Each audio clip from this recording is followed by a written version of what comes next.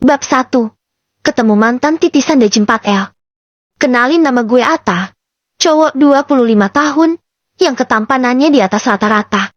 Pokoknya nggak malu-maluin lah kalau disuruh nemenin ke acara kondangan. Gue kerja sebagai guru SD, ngajar bokil-bokil yang masih umbelen. Yang kalau dideketin, sumpah, bauknya perengus banget kayak ayam yang nggak pernah dimandiin. Selama ini hidup gue lempeng-lempeng aja. Nggak ada yang spesial. Malahan terkesan banyak sialnya.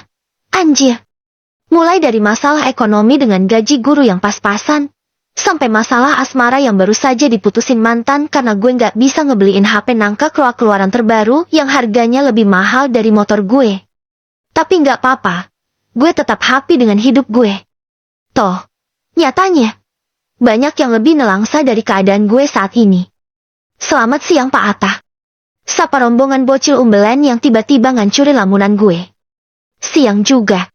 Balas gue sok-sokan kalem. Biasa. Guru idola harus jaga image di depan para murid. Fuh. Gue nerusin langkah menuju ke tempat parkiran sambil siul-siul nggak jelas. Gue deketin motor kesayangan gue. Namanya si Ayang. Motor telat pajak 5 tahun, yang kadang kala kalau lagi ngambek cuma dongkrok, nggak mau jalan. Gue langsung tunggangin nih motor kesayangan. Seandainya ini motor adalah seorang cewek. Misa bunting berkali-kali dia. Karena sering gue encot-encotin diam-diam saat lagi S4-nya. Hihi. Gumam gue sambil terkekeh. Let's go, Ayang. Ayo kita pulang. Gue stayder si Ayang. Si Ayang tak bereaksi. Dia dim kayak ayam yang lagi angkrem. Sial. Kenapa lagi sih lo? Umpat gue. Gue turun. Gue buka jok motor gue. Gue sipitin mata buat nengok bensin di dalamnya. Kosong melompong. Guys, kayak hati gue saat ini. Tai. Umpat gue lagi. Gue tutup kembali jok motor. Terpaksa gue dorong si Ayang sampai keluar gerbang sekolah. Kehabisan bensin. Lantang Rohmat. Guru kelas 2 yang udah bau tanah tapi nggak kawin-kawin. Alias Jejaka tua. Dia paling sensi kalau sama gue. Biasa. Dianya iri karena gue jadi guru idola. Sedang dianya kagak. Malah banyak dibenci murid-murid karena kegalakannya dalam mengajar. Enggak lah. Elak gue. Gengsi lah kalau gue mesti jujur sama dia. Bisa-bisa dia merasa di atas angin. Terus ngapain lo dorong? Iseng. PHT. Si Rohmat menahan tawa. Tampaknya si perjaka tua nggak begitu percaya dengan omongan gue. Maksudnya, gue lagi berolahraga menjaga kebugaran. Gue kan guru penjaskes, harus selalu tampil prima. Enggak kayak lu, perut buncit. Paling 5 tahun lagi lo bakal kena penyakit rematik. Sial lo. Umpat Rohmat. Sedang gue hanya terkekeh sambil melanjutkan perjalanan.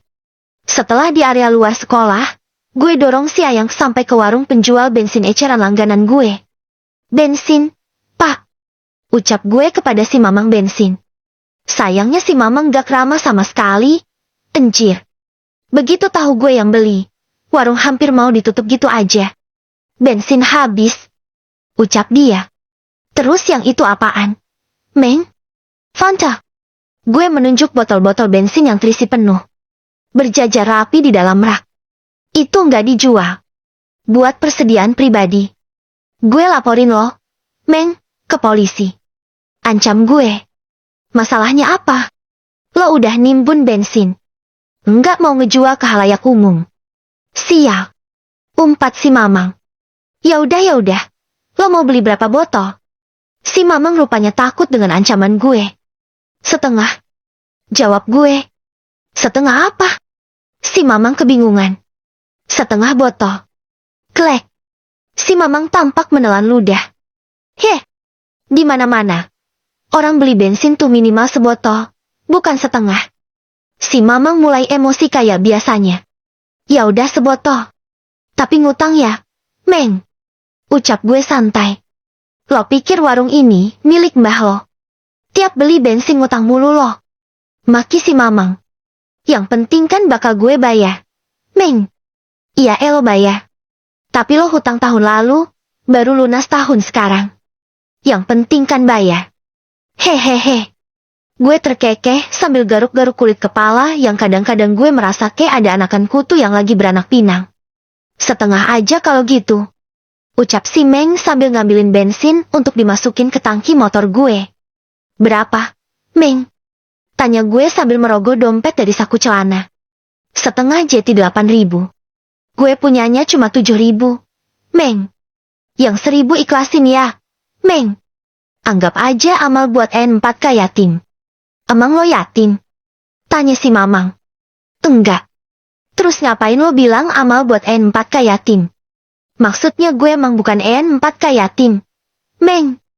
Tapi gue yatim piatu. Deh. Si Mamang langsung berwajah sendu. Ya udah Saino buruan pergi. Usir si Mamang. Gue naikin motor gue. Kali ini gue berhasil menstarter si Ayang. Let's go, Ayang. Ayo kita cabut dari sini. Si Ayang pun melesat pergi. Membawa gue melewati jalanan lengang di siang hari ini. Kruk. Tiba-tiba perut gue keroncongan. Guys. Seketika gue hentikan motor gue di warung tenda biru yang jadi langganan makan siang gue. Warung murah meriah yang banyak dikunjungi oleh para kuli-kuli bangunan, tukang, becak, sama kuli panggul. Biar gue seorang guru. Gue nggak malu guys makan di tempat seperti ini. Yang penting kan murah. Cocok di kantong gaji guru honorer kayak gue. Cantik. Sapa gue ke mbak-mbaknya warung. Mendengar panggilan gue, dia langsung kayak ular keket. Gatel, kroget-kroget. Padahal gue cuma modus, biar nasi gue dibanyakin. Mau makan apa, Mas? Tanya si mbak warung. Suaranya sengaja dibuat serak-serak becek. Biasa. Reims, Mbak.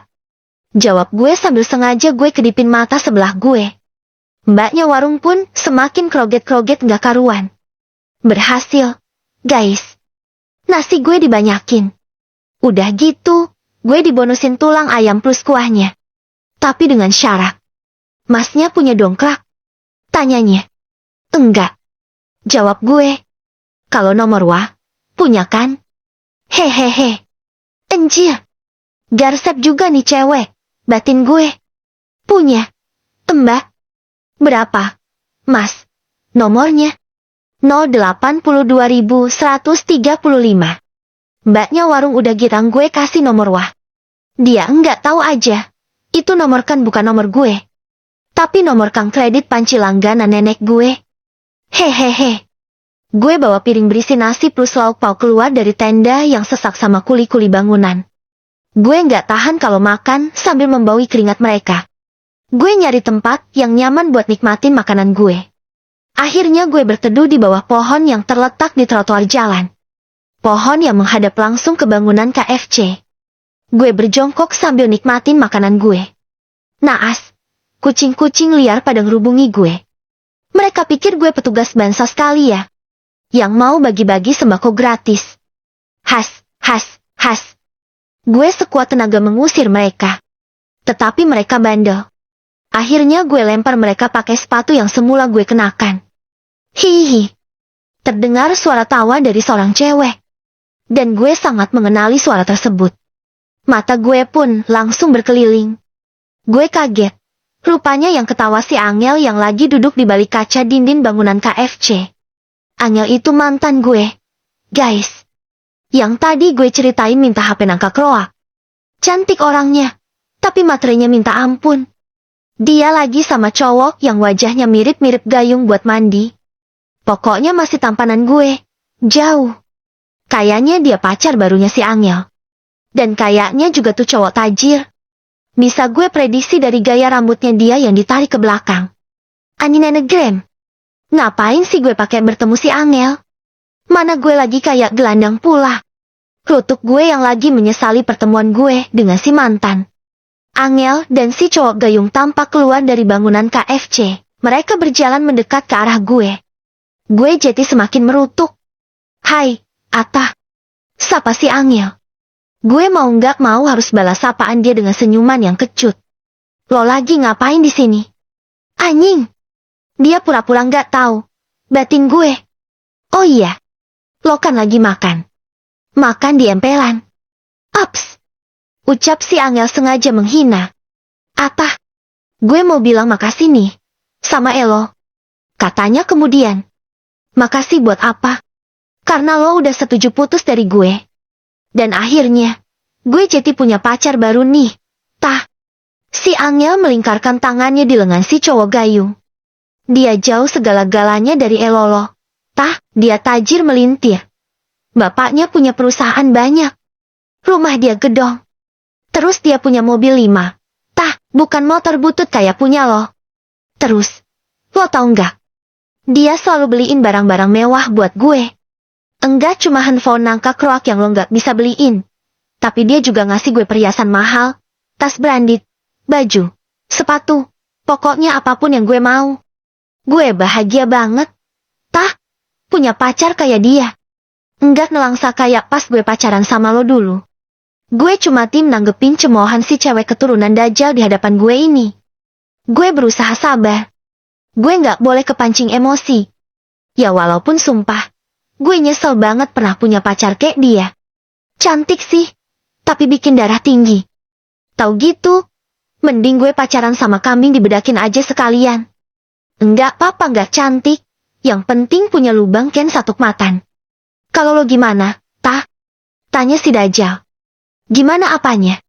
Lo udah punya cewek baru pengganti gue? Iya lupa. Gak mungkin kan, ada cewek yang mau sama Elo. Elo kan miskin, cuma seorang guru honorer. Enggak punya duit, cuma punya motor butut. Lo itu mau kondo. Modal kantol doang.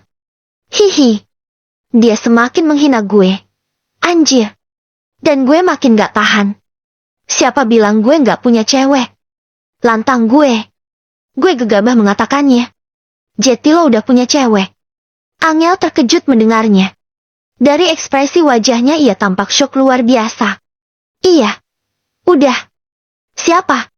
Gue bingung untuk menjawab. Dan seketika ekor mata gue menangkap sekelebatan cewek yang berjalan tak jauh dari keberadaan gue dan si Angel. Tanpa banyak berpikir. Setit. Gue raih lengan cewek tersebut sambil tatapan gue tetap lurus ke arah Angel. Dia pacar gue. Ucap gue penuh percaya diri. Dia. Iya. Dia. Hihi. Angel dan si cowok gayung malah tiba-tiba tertawa.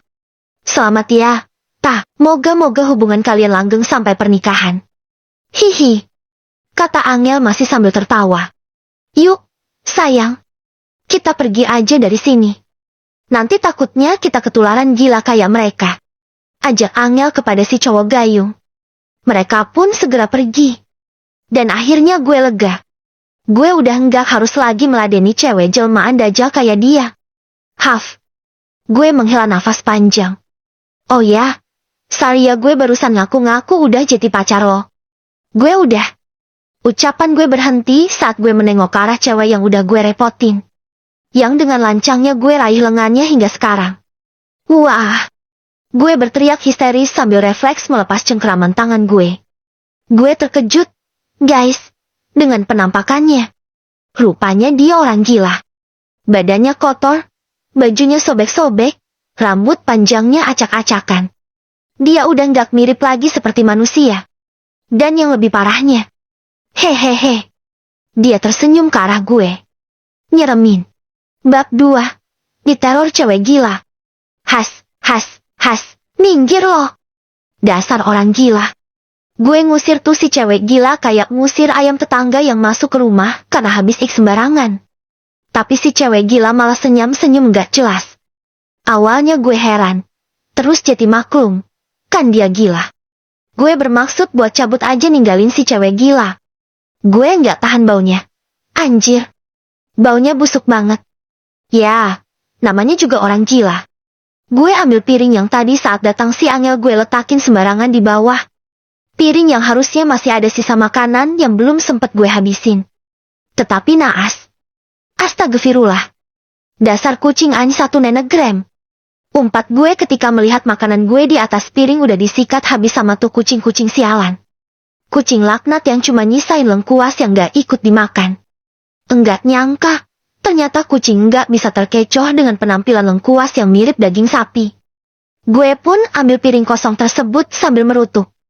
Sambil gue balikin ke pemilik warung. Setelah gue bayar makanan gue bermaksud langsung pulang aja ke rumah. Takut keburu hujan. Karena langit udah kelihatan mendung banget kayak hati gue. Gue hampiri motor gue yang terparkir tak jauh dari warung. Tapi kemudian gue terkejut, guys. Cewek gila yang tadi tampak nongkrong di samping motor gue. Ngapain lo di sini? Tanya gue ke si cewek gila. Lagi-lagi si cewek gila cuma senyum-senyum tak jelas sambil garuk-garuk kepalanya. Minggir lo. Usir gue. Si cewek gila patuh. Ia sedikit menggeser posisi berdirinya. Gue langsung tunggangin si Ayang. Gue stater. Gue pengen cepet-cepet kabur dari hadapan si cewek gila. Aninanegram. Umpat gue. Si Ayang melepek guys. Gue stater berkali-kali gak bisa nyala. Ngapain sih lo lagi posisi seperti ini pakai rewel segala? Rutuk gue. Hihi. Si cewek gila ketawa. Kayaknya lagi ngetawain gue. Apa lo? Ketus gue yang gak terima diketawain cewek gak normal. Si cewek gila gak bereaksi. Ia tetap senyum-senyum tak jelas. Tai. Terpaksa gue harus dorong si Ayang lagi kayak kemarin. Rutuk gue yang udah terbiasa dengan keadaan seperti ini. Gue bener-bener mendorong motor gue. Untung jarak dari sini sampai ke rumah gue udah gak terlalu jauh. Tap, tap, tap. Terdengar suara langkah kaki. Sambil terus mendorong motor, gue menengok ke belakang. Ladalah. Si cewek gila ngikutin gue. Guys. Tetep. Sambil senyum-senyum dan sambil garuk-garuk kepalanya yang kayaknya jadi tempat sarangnya kutu, kecoa, tikus, sama empatkan gajah. Ngapain lo ngikutin gue? Anjir. Maki gue ke si cewek gila. Tapi si cewek gila malah juga nengok ke belakang. Seolah dia enggak tahu kalau yang lagi gue ajak bicara tuh dia. Ah, sial. Gue lama-lama jadi ikutan gila kalau harus nanggepin dia. Maka gue dorong motor dengan langkah yang semakin gue percepat. Gue berusaha nggak memperdulikan dia. Tapi langkah si cewek gila juga semakin cepat. Kayaknya dia sengaja mau ngikutin gue. Akhirnya kesabaran gue habis. Gue pasang standar motor gue. Lalu, gue berjongkok buat ngambil kerikil di bawah. Gue ngadep ke arah si cewek gila. Pergi nggak lo? Kalau nggak pergi, gue lempar lo pakai kerikil. Ancam gue. Si cewek gila sama sekali nggak takut. Ia malah plonga-plongo kayak kebo sambil melihat ke arah gue. Sia.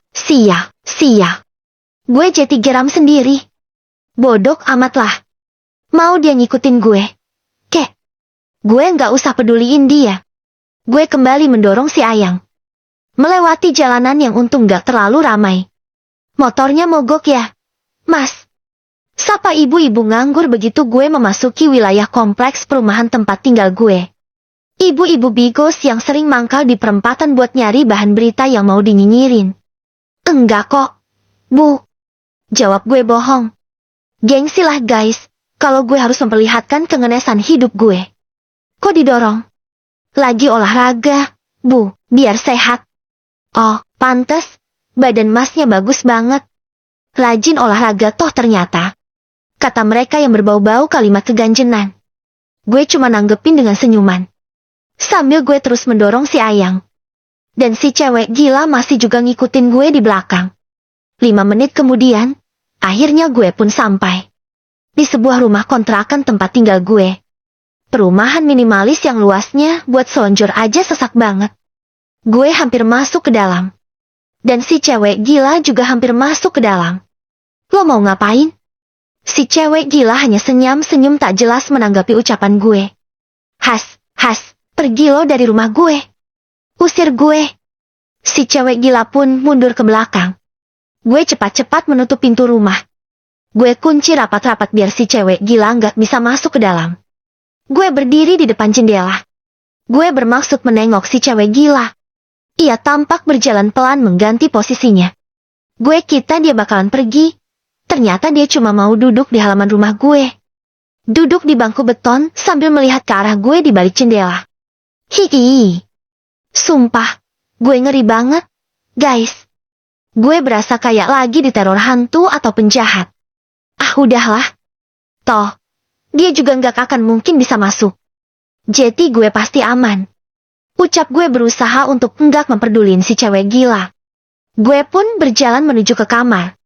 Gue letakkan barang-barang gue seperti handphone, tas, dan sepatu yang semula gue pakai. Setelah itu, gue keluar dari kamar. Gue masuk ke kamar mandi sambil membawa handuk dan baju ganti. Gue segera mandi. Kegiatan rutin gue setelah pulang dari mengajar. Karena gue tipe cowok yang memang cinta kebersihan. Setelah selesai, gue keluar dari kamar mandi. Gue bermaksud untuk ngelakuin kegiatan yang lain. Beberes rumah, seperti nyapu dan ngerapiin barang-barang. Tetapi sebelum itu, tiba-tiba gue teringat kembali dengan si cewek gila. Gue pun menuju ruang tamu. Gue iseng tengokin dia dari jendela. Meskipun palingan akhirnya dia udah pergi dari halaman rumah gue. Mejir. Gue terkejut. Si cewek gila masih dongkrok di tempat semula. Dan begitu melihat keberadaan gue dari balik jendela, dia tampak tersenyum nggak jelas. Krek. Gue cepat-cepat menutup korden jendela. Ngapain dia masih di sini? Kerutuk gue yang tiba-tiba merinding disko. Pokoknya nggak perlu gue peduliin. Dia kan gila. Jadi wajar kalau tingkahnya absurd. Gue kembali ke dalam. Gue kembali bersih-bersih rumah. Gue berusaha menyibukkan diri biar nggak terlalu mikirin si cewek gila. Keluduk, keluduk, duar. Itu suara petir, guys. Tampaknya memang mau hujan. Tapi belum hujan loh ya. Setelah selesai bersih-bersih gue ke dapur. Gue bermaksud mau cuci piring. Tadi pagi gue nggak sempet karena bangun agak kesiangan. Gue begitu bangun langsung mandi, terus langsung berangkat ngajar. Gue cuci satu persatu wadah bekas makan gue. Gue juga nyuci alat penggorengan dan panci kesayangan gue. Gue nyucinya dengan kelembutan. Takut lecet, guys. Maklum, nih penggorengan dan panci belinya nyicil. Sampai sekarang belum lunas juga, masih kurang 5 kali angsuran. Kurang lebih 15 menit lamanya kegiatan cuci piring gue akhirnya selesai. Gue keringin tangan gue dengan lap bekas kaos partai. Setelah itu, gue ninggalin ruangan dapur. Gue teringat kembali sama si cewek gila. Gue yakin, dia udah pergi dari halaman rumah gue. Tapi biar lebih memastikannya, gue pun berjalan ke depan ke arah ruang tamu. Gue ngintip halaman dari jendela dengan gorden yang tadi sengaja gue tutup. Anjir! Lagi-lagi gue terkejut, guys. Si cewek gila masih di tempat semula. Bahkan kali ini sambil ngemil kuaci pakai nasi yang entah dapat dari mana. Begitu mengetahui gue ngintipin dia, dia langsung melambai-lambaikan tangannya mirip kayak Miss Universe yang lagi di atas panggung. Mejir. Gue kembali menutup rapat-rapat gorden jendela. Gue meninggalkan ruang tamu. Lagi-lagi berusaha untuk tak memperdulikan si cewek gila. Mumpung hawanya dingin. Ngopi aja ah, sambil nonton TV. Gumam gue. Gue kembali ke dapur. Gue raih cangkir untuk gue letakin di atas meja dapur di hadapan gue. Gue segera membuat secangkir kopi favorit gue. Kopi cap gajah duduk yang rasanya nggak kaleng-kaleng. Ada yang rasa ayam bawang, soto spesial, kari ayam. Bahkan rasa cinta yang telah hilang pun juga ada. Setelah jeti, gue membawanya ke ruang tengah. Ruangan di mana letak televisi gue berada. Gue duduk lesehan di atas karpet yang terpasang di depannya. Melihat ke arah TV yang sama sekali nggak menyala. Habisnya gue belum beli set-top box TV. Guys. Belum ada duit. Hehehe. Srap. Gue nikmati kopi sambil gue hisap rokok hasil ngutang gue di warung tadi pagi.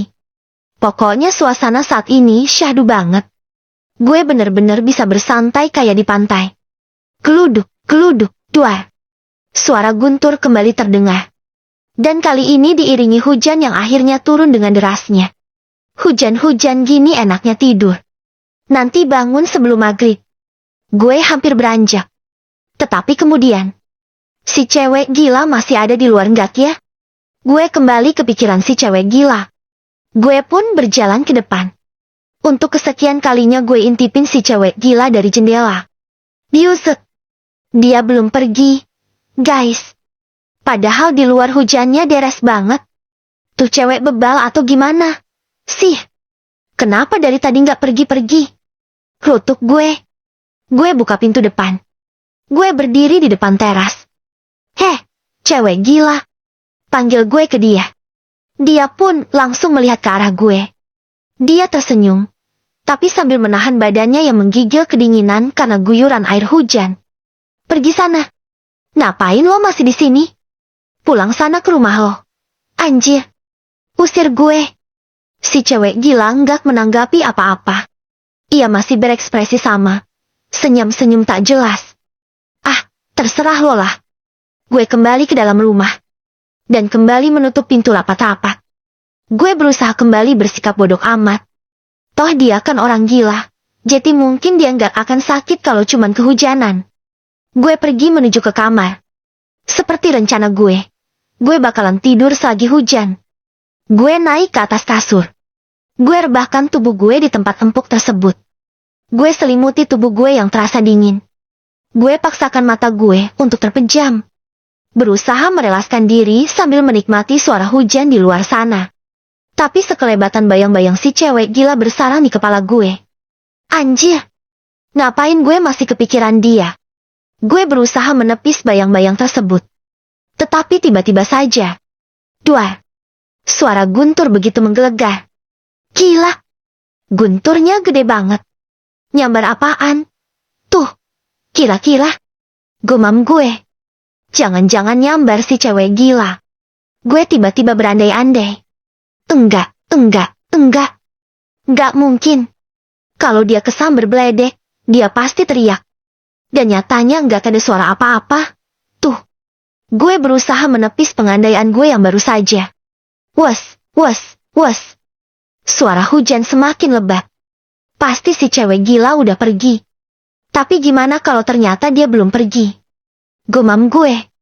Gue segera terduduk. Gue turun dari tempat tidur. Gue berjalan ke arah jendela untuk menengok si cewek gila. Karena jendela di kamar gue ini masih bisa melihat posisi si cewek gila tadi berada. Sial. Dia masih di situ. Kenapa sih dia nggak pergi-pergi? Rutuk gue. Gue perhatikan si cewek gila. Ia masih duduk di tempat semula. Duduk di bangku beton di halaman rumah gue.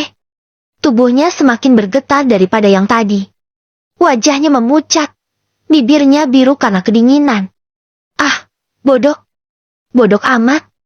Ngapain gue kasihan sama orang gila? Lebih baik gue tidur. Gue segera naik kembali ke atas tempat tidur. Gue rebahkan tubuh gue. Gue pasang selimut di atas tubuh gue. Gue segera beranjak tidur. Tetapi hanya beberapa menit saja. Karena kemudian, satit. Selimut gue hempaskan dari tubuh gue. Lalu gue beranjak duduk. Sial. Kenapa gue harus jadi orang gak tegaan? Sih. Rutuk gue sambil beranjak berdiri. Gue keluar dari kamar. Gue menuju ke ruang tengah untuk mengambil payung yang gue cantelin di tembok. Setelah itu gue menuju ke depan. Gue keluar rumah. Gue buka payung gue. Lalu gue berjalan ke arah si cewek gila. Sesampainya di hadapan dia. Setit. Gue ulurkan tangan gue ke arah si cewek gila. Ayo masuk rumah gue. Sebuah kalimat tiba-tiba aja kayak keluar begitu saja dari mulut gue. Bab 3. Mandiin si cewek gila. Si cewek gila hampir meraih uluran tangan gue. Tapi kemudian gue ingat. Tangan dia kan kotor. Dia kan orang gila. Bisa aja dia habis pegang ik atau M3 Mi. Jijiklah bersentuhan langsung sama dia. Gue pun ambil patahan ranting pohon yang kebetulan tergeletak tak jauh dari keberadaan gue. Gue pakai ranting tersebut biar bisa dipegang sama si cewek gila. Dia patuh gitu aja. Gue pun berjalan menuju ke rumah gue. Sedang dia ngikutin langkah gue dari belakang. Kita jadi mirip kayak sepur gandeng. Masuk. Titah gue. Dia menanggapi perintah gue dengan senyuman gak kayak sebelum-sebelumnya. Lo duduk di situ. Tunggu sampai hujannya reda. Habis itu, lo harus langsung pergi dari rumah gue. Gue menunjuk pojokan ruang tamu gue. Tapi si cewek gila malah berdiri tak melakukan apa-apa. Mungkin dia nggak paham dengan ucapan gue. Lo kesana, Dodo. Gue dorong tubuhnya dia sampai akhirnya dia sampai ke tempat yang gue maksud. Anjir. Gue kelupaan nyentuh dia. Dia kan kotor. Rut. Rutuk gue sambil refleks membawi kedua tangan gue yang habis nyentuh dia. Oh ye. Gue hampir muntah. Guys. Gila. Busuk banget. Sih. Bau loh. Cerca gue sambil mengendus-endus bau badan si cewek gila. Sial. Kalau kayak gini bisa-bisa rumah gue ikutan bau. Gue pun mencari akal. Gue segera pergi ke kamar. Gue ambil parfum dari dalam almari. Parfum yang biasa gue pakai setiap hari. Botolnya merek parfum terkenal.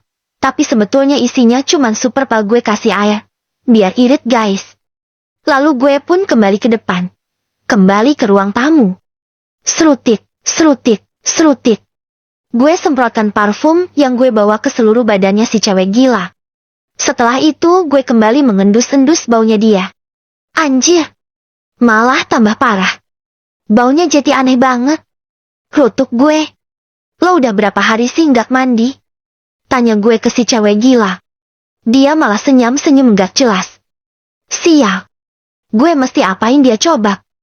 Gue nggak tahan banget sama baunya dia. Mau muntah. Gue berusaha berpikir. Masak gue mesti mandiin dia. Gue tiba-tiba kepikiran ide tersebut. Gue menengok ke jendela. Hujan masih begitu deras. Kayaknya bakal nggak reda-reda. Dan gue nggak akan sanggup kalau harus menahan bau busuknya dia selama menunggu hujan reda. Lo harus mandi. Ucap gue ke si cewek gila. Ayo. Ajak gue. Si cewek gila patuh. Dia mengikuti langkah gue menuju ke belakang. Menuju ke ruangan kamar mandi gue yang mini. Sekarang lo masuk. Lo guyur badan lo pakai air itu. Gue menunjuk bak mandi yang udah terisi air penuh. Setelah itu, lo pakai shampoo ini buat cuci rambut lo. Gue nyerahin sampo botol kepada si cewek gila. Dia menerimanya. Dia tampak melihat lekat-lekat botol shampoo tersebut. Habis itu, lo sabunin badan lo pakai ini. Yang bersih. Sampai dakinya hilang. Kali ini gue nyerahin sabun cair ke si cewek gila. Lo udah ngerti kan? Tanya gue. Si cewek gila hanya senyum-senyum menanggapinya. Gue jadi nggak yakin dia ngerti apa nggak sama ucapan gue dari tadi. Sekarang coba gue lihat gimana cara lo mandi. Ucap gue. Si cewek gila malah berwajah bingung. Cepetan. Paksa gue. Piuk, piuk, piuk. Si cewek gila menyelupkan telapak tangannya ke dalam bak mandi. Setelah itu ia menciprat-cipratkan air di dalamnya hingga mengenai tembok kamar mandi. Heh. Mandi tuh nggak kayak gitu. Anjir. Umpat gue. Geram dengan kelakukan si cewek gila. Duduk loh. Si cewek gila patuh. Ia segera duduk berjongkok di lantai kamar mandi. Setelah itu gue langsung mengguyurkan air ke kepala si cewek gila. Meski dia masih berpakaian lengkap. Sial. Mimpi apa gue semalam? Bisa-bisanya gue mandiin orang gila. Rutuk gue sambil terus membersihkan kepala si cewek gila. Menuang sampo untuk membersihkan rambut panjangnya yang semula kotor. Setelah selesai, gue guyur kembali kepalanya dia sampai benar-benar bersih. Sekarang giliran bersihin wajah dia. Gue segera berjongkok di hadapan dia. Gue oleskan facial foam ke wajah dia. Gue gosok-gosok dengan gerakan yang sedikit kasar. Maksud gue biar semua kotorannya bisa terangkat. Setelah selesai, gue bilas wajahnya pakai air. Tapi tiba-tiba saja, gue tercengang melihat dia. Guys. Gila. Ternyata dia cantik banget. Gue terpaku melihat wajahnya. Anjay. Sadar. Tah. Sadar. Dia orang gila. Secantik-cantiknya dia. Tetep, dia itu cewek gila. Gue berusaha menyadarkan diri sendiri. Gue nggak mau akibat kejombloan gue yang hakiki. Gue jadi gampang terpesona sama cewek gila. Gue pun meneruskan kegiatan. Kali ini gue ngebasuh tubuhnya dia. Tetapi kemudian gue pun kebingungan. Gimana cara gue ngebersihinnya ya? Dia kan cewek, sedang gue cowok. Masak gue mesti grepe-grepin tubuh dia. Gumam gue. Ah, dia kan cuma cewek gila. Lagian niat gue kan buat ngebantu dia. Bukan mau M3 sumin dia. Gue pun tekatkan diri buat benar-benar menyentuh tubuhnya dia. Pertama-tama gue bersihin kedua tangannya dia pakai spons yang udah gue kasih sabun. Setelah selesai giliran gue bersihin punggungnya dia. Gue menyelipkan tangan gue di balik baju basah yang sedari tadi masih ia kenakan. Gue juga menggosok-gosoknya pakai spons. Setelah selesai, giliran yang bagian depan. Gue ragu-ragu, tetapi tetap harus gue lakukan. Dengan tangan yang tiba-tiba tremor, gue pun mulai menyelipkannya ke balik baju yang ia kenakan di bagian depan. Dan tanpa sengaja, gue menyentuh bukit kembarnya dia. Guys, tapi gue berusaha cuek. Berusaha konsen buat bersihin badannya dia. Namun, niatan tersebut tak sejalan dengan dedek gemoy gue yang ada di bawah. D3D gue nenegram paceng. Guys. Dia berdiri tanpa melihat situasi dan kondisi. Anjay. Bisa-bisanya gue sange karena orang gila. Rutuk gue. Gue pun cepat-cepat menyelesaikan kegiatan gue menggosok-gosok tubuh bagian depannya dia. Setelah itu, gue segera menarik kembali tangan gue. Tak lagi menyentuh badannya dia. Nih. Selanjutnya lo lakuin sendiri. Titah gue sambil melempar spons mandi ke hadapan si cewek gila. Dia pun mengambilnya. Tetapi dia hanya melihat benda itu lekat-lekat. Sepertinya ia tak mengerti dengan apa yang gue ucapkan baru saja. Gini, kaki lo digosok-gosok pakai itu. Gue memperagakannya. Gue pura-pura sedang menggosok kaki gue sendiri. Berhasil. Dia ngikutin apa yang gue lakukan. Dia menggosok-gosok kedua kakinya dengan spons yang ada di tangannya. Nah, benar gitu. Pintar. Puji gue. Dan si cewek gila tampak meringis ke arah gue. Sekarang, lo gosok yang bagian sini. Kali ini gue masukin tangan gue ke dalam celana.